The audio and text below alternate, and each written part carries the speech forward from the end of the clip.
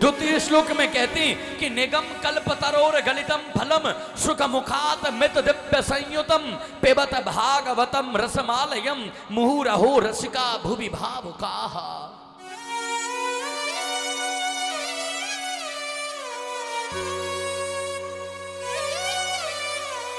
आपने कभी आम का पेड़ देखा है? आम किस किसने खाए हैं? आम किस किसने खाए?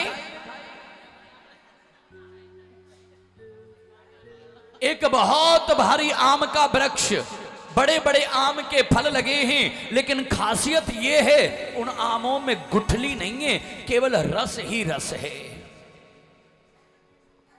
ये हंसने का विषय नहीं, अध्यात्म का विषय है। अब समझिए, एक आम का वृक्ष, आम के फल लटक रहे हैं, बहुत विशाल वृक्ष, और उन आमों में एक भी गुठली नहीं।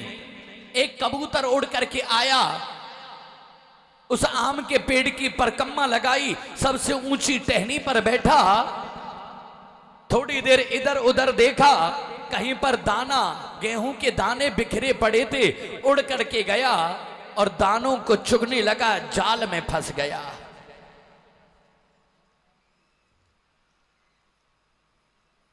उस कबूतर ने उस आम के वृक्ष पर लगे हुए आम के फल नहीं देखे।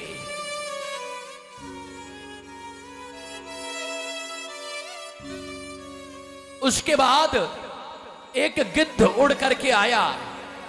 वो गिद्ध भी उस पेड़ की परकम्मा लगाता है, ऊंची टहनी पर बैठता है। उसने भी आम के फल का स्वाद नहीं चखा और इधर उधर देखा, कहीं सला गड़ा मांस का टुकड़ा पड़ा था, जाकर के उसे खाने लगा। फिर एक तोता आया, उस तोते ने भी आम के पेड़ की परकम्मा लगाई, ऊंची टहनी पर बैठा, विचार किया, फिर दोबारा से परकम्मा लगाई और एक आम के फल में अपनी चोंच मारी। चोंच मारते ही उसके अंदर से रस आया। उस सुगंध सुख को, उस तोते को बड़ा आनंद, चोंच मारा, उसे मिठास आया।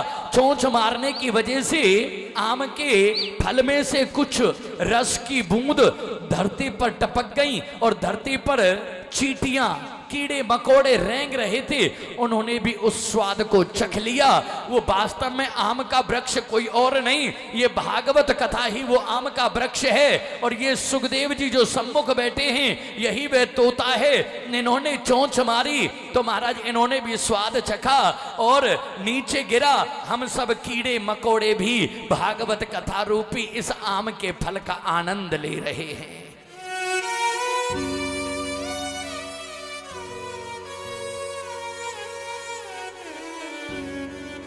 नेमी सारण्य में 88,000 ऋषि बैठे हैं।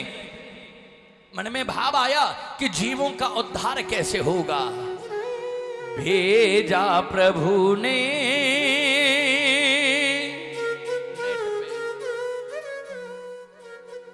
पहले तो ये समझो, आप स्त्री बने हो, आप पुरुष बने हो, आपके जीवन का अर्थ क्या है, क्यों जन्म लिया।